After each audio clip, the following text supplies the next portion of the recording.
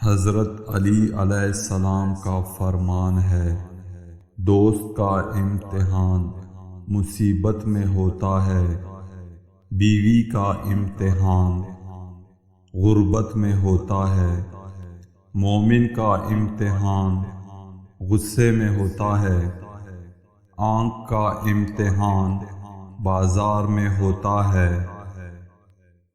ज़बान का इम्तिहान महफिल में होता है,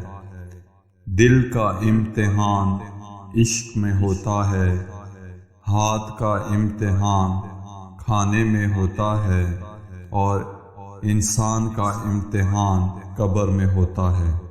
तो दोस्तों, अगर आपको ये वीडियो पसंद आई है और अगर आप चाहते हैं कि इस किस्म की मज़ीद मालूमाती वीडियो